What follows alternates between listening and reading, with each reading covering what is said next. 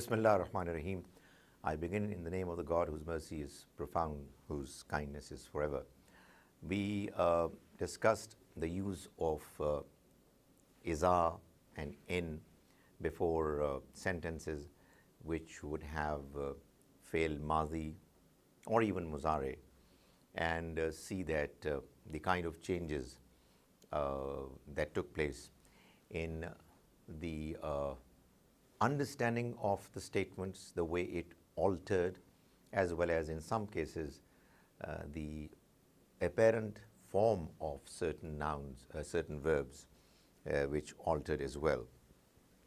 While we were doing all these examples, we were obviously also trying to do what we want to do all along, and the purpose of what we are doing right now is precisely that, to understand the Quranic verses through the application of the principles of grammar that we are learning. So I gave you the example of Surah An-Nasr, which is the 110th Surah of the Quran, wherein it begins with Iza. Likewise, we know that there is another famous Surah, 99, Zilzal, which begins with Iza. Iza Zul Zilatil Ard.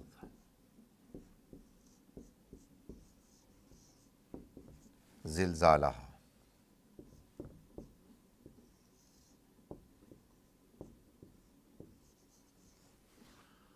Iza again has come before Zul Zilat. Pardon me, it's Zul Zilat Til Ard. Now, Zul Zilat is a verb, and if you see, it's a past tense as well as in the passive form. But the fact of the matter is that it's slightly different from the kind of verbs that we know, Zaraba, Qatala, etc. What we have here is, instead of 3, 1, 2, 3, 4 letters. So here is an example of an exception that we have in Arabic, an exceptional category, wherein instead of 3 letters in the original verb, there are 4 letters. This is known as rubai. Instead of thalathi, mujarrad, it's rubai. There are 4 letters. But that is just one of the things that I wanted to point out. There are not many verbs used in the Quran which are rubai. Most of them are thalathi. Well, another example is waswasa. Here it is zalzala. Iza zulzilatil ard. Now, it was actually zulzilat. This is feminine, like you would say qatalat, utilat, zalzalat, zulzilat. But because it was to be read along with al-ard, therefore there was a kasra zir that was given to zulzilat. Iza zulzilatil ard. When this earth is going to be shaken, zilzalaha. Now, zilzal is the masdar of zalzala or zulzilat, and it has come here because it was needed to express the meanings of maf'ul mutlaq, to show that the shaking of this planet is going to take place in a manner which is going to be very severe. It's going to be severely shaken, and for that purpose zilzal has been used, and this ha is referring back to al-ard. It's a pronoun for al-ard. So that's another way maf'ul mutlaq is sometimes expressed.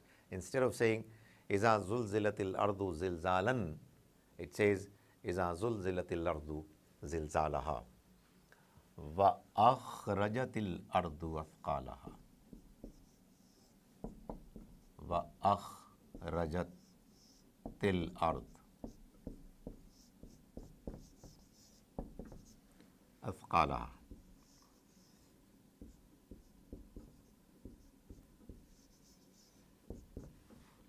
And akhraja,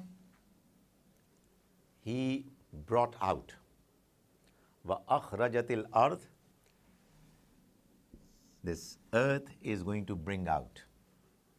Now, how has it gotten converted from past to mudare, future? Because of iza.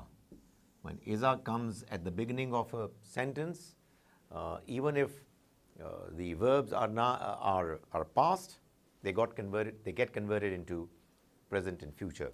So, iza zulzilatil ardu zilzalaha, when earth is going to be shaken severely, wa akhrajatil ardu, and the earth is going to bring out what? Athqalaha, its weight, load, the burden that it was carrying. وَقَالَ الْإِنسَانُ مَا لَهَا. وَقَالَ الْإِنسَانُ, and man would say, I hope you're now noticing that al-ard is rafa because it is the file of this verb. What is going to bring out? Al-ard. And what exactly is it going to bring out is athqal. So athqal is maf'ul because it is nasab because it is maf'ul bihi. وَقَالَ الْإِنسَانُ, and man will say, and man of course is the file of qala, therefore it is rafa. What will he say? Malaha. What has happened to it? What's gone wrong with it? Malaha. Now, that's the shart. وَقَالَ الْإِنسَانُ مَا لَهَا يَوْمَئِذٍ تُحَدِّثُ أَخْبَارَهَا. It continues. Now, here is another aspect of the manner these expressions are used in the Quran. What exactly is the jawab-e-shart of iza? There are some people who might say some other things, but there is this probably more popular understanding that the Quran omits to mention the jawab-e-shart. That is, it is left to the imagination of the reader to create the jawab himself. That is, how huge a calamity it's going to be, how scary the situation is going to be, how grim are going to be the prospects. You can imagine yourself. So sometimes, well, on many occasions, I would say in the Quran, you would find that there are expressions wherein there is a shart condition mentioned at the beginning of a sentence, but its second part is omitted so as to create an understanding which perhaps is even more deep, pronounced, effective than if it was expressed.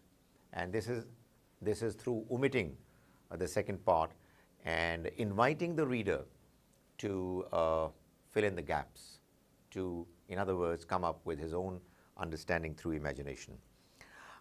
Let's move on.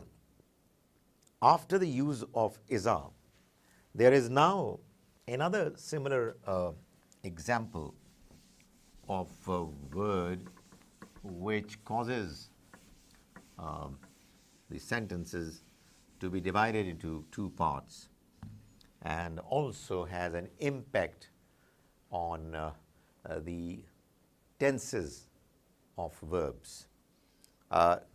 This particular word is law. Law is again a shart like iza and in. It means if. Law yu'akhizuhum bima kasabu. The Quran says law yu'akhizuhum.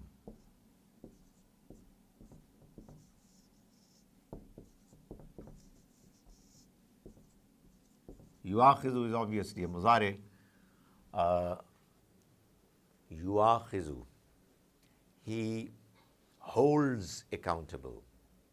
Law yu'akhiz, Now what law does is that when it comes before fail mudare, it changes, alters mudare and converts it into mazi. Completely the opposite of what in and iza did. In and iza, when they appear before a sentence with a past tense verb, the past tense verb gets converted into mudare, present or future. But in the case of lao, it sometimes so happens that when lao comes, it changes fail mudare into mazi, like it has happened here. So that's how it happens. That's what the rule is. That yuakhizuhum means he is going to hold them accountable. Law yuakhizukum, if he was to hold them accountable, if he was to cause them to be made accountable for what they did. Bima kasabu, accountable for what they did. The next part is la'ajjala lahumul azab.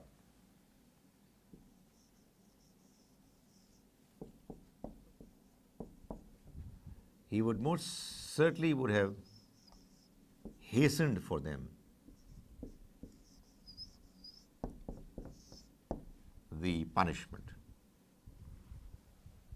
That is, had God followed the policy, a policy of holding people accountable immediately for the wrongs that they do, he would have caused them to be punished immediately.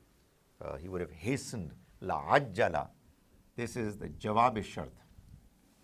It's the first part is shart with law, causing fail muzari to be converted into fail mazi past. Law yuakhizukum, had he held them accountable, bima, for, kasabu, what they earned, la'ajjala. Now this is the jawab. This is the response. La'ajjala, he most certainly would have hastened, quickened, lahum, for them, al-azab, the punishment. So here is an example, another example of a word which causes changes in sentence and divides the sentence into two parts, and you will find law used quite often. Again, like in the case of in that we discussed earlier, in the case of law too, it's not that it just comes before fail muzare. It quite often comes, perhaps more often comes before fail mazi, and again divides the sentence that it precedes into two parts. A very famous example of this is this particular verse that we did is from Surah Al-Kahf, verse 58. But now we have another example of law being used before mazi fail, and it says law anzalna, had we revealed. Anzalna is past tense, and it says law anzalna, had we revealed hazal Quran, this Quran. And the Quran obviously is in nasab because it's maf'ul bihi. Ala jabalin, had we revealed it upon a mountain. That is why, well, because of ala, the preposition, harf jar actually, it's now in the form of jar, that is jabal. Laraitahu,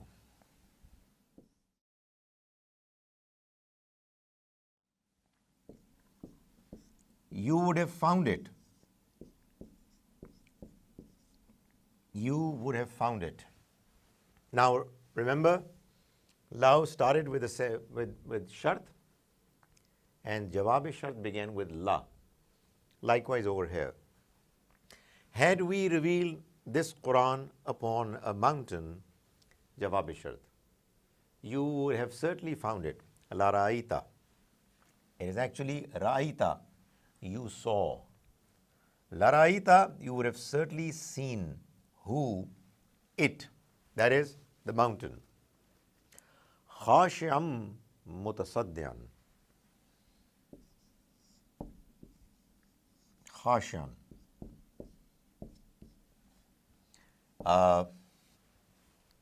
Dropping, inclining. Mutasaddian.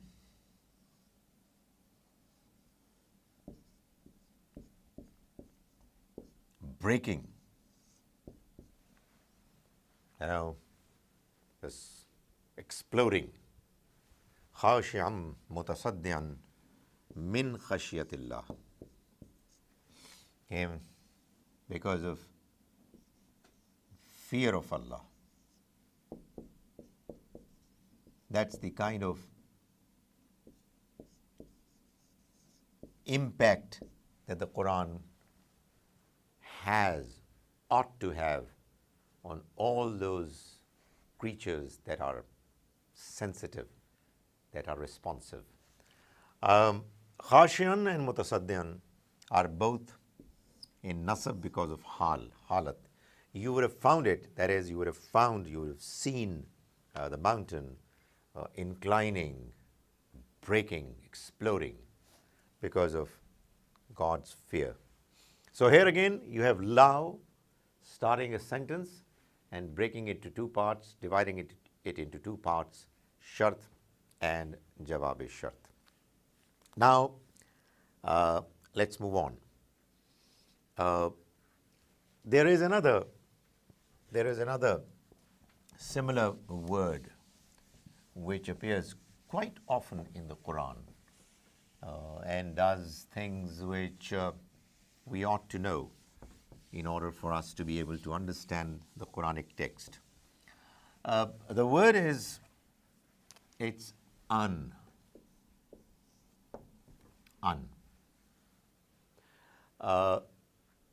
If I was to mention one English equivalent of an, it's that. But what exactly is its role? Let's see. In Surah Al-Baqarah, where fasting and its different aspects applicable on us are talked about, the Quran says, وَأَن تَصُومُوا, and that you fast, خَيْرٌ لَكُمْ, is better for you.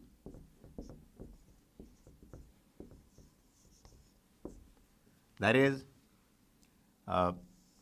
an has caused tasumuna to drop its noon. Wan tasumu, and that you fast, khairul lakum, is better for you. So that is what it does. The meaning is, generally speaking, that, but when it comes, it would remove the noon of fail mudari if it has a noon, and if it doesn't have a noon, then we shall see, hopefully, that it gives a nasab towards the end of mudari instead of the normal zamma or rafa. So the other example is, which is going to be for a singular verb for the singular. The Quran says, here it's Surah Al-Baqarah verse 184. Surah Al-Baqarah says, Inna Allaha, indeed Allah, la yastahi, is not shy, an yadriba, that he should describe, mathalan, the example, ma ba'udatan, of a mosquito.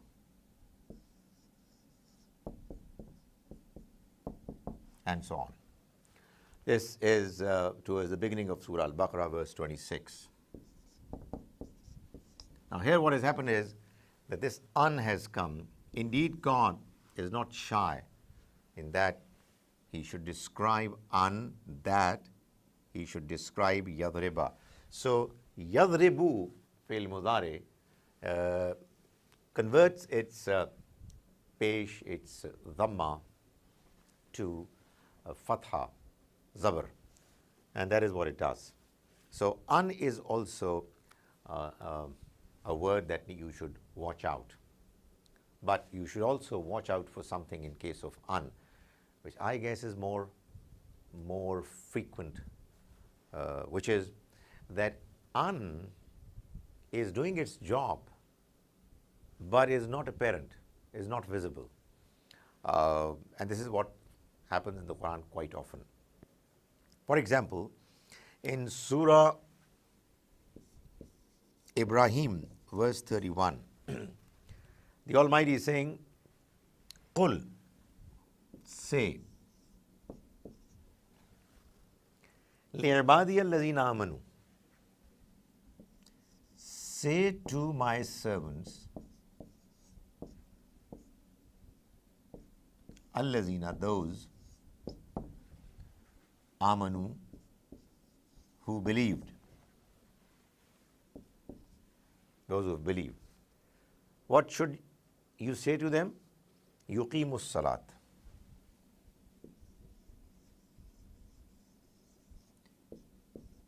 Yuqimus salat.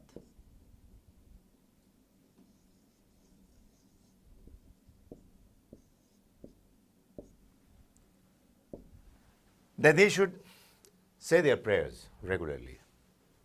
Qul, say, li'ibadi, to my servants, allazina, those who amanu, believed, yuqimus salat. Now, the idea is, the point is that we know in fail mudari it should be yuqimuna. And you're talking about plural, even if it's third person, it's yansuruna, yaqtuluna, yadribuna, yuqimuna. But it doesn't say yuqimun. It has its noon removed. Why? Because there is an un implied over here. Ay yuqimus salat. That they should say their prayers, they should establish prayers. So sometimes, or as I said earlier, on many occasions, you would find that the effect of an is there on a verb, on fail mudari, but you don't find unexpressed visibly. It's not there to be seen. So that's something that needs to be understood. And when we practice in the Quran, what we find is that this is what appears quite often. Just one small example of another similar case, and hopefully we'll be done with this discussion. And that example is the example of a similar word, which is li, lam, one single letter. In Surah Nahl, the Almighty is mentioning in verse 25, لِيَحْمِلُوا أَوْزَارَهُمْ, لِيَحْمِلُوا أَوْزَارَهُم. Li means so that. The end result of it is that, لِيَحْمِلُوا. And it comes quite often in the Quran. Li obviously is a harf-e-jar as well, but here it comes before a verb, and what it's doing is yahmilu, which should have been yahmiluna, becomes yahmilu, liyahmilu, so that they should bear awzarahum, their weights, their burdens. That is another category, and obviously you practice more of it and you find more of it in the Quran, and you would know why li is doing to verbs like others are doing. May the Almighty enable us to understand the Quran, and may He help us to be inclined to read it more and more, to understand it properly, and to be able to follow it as best as we can.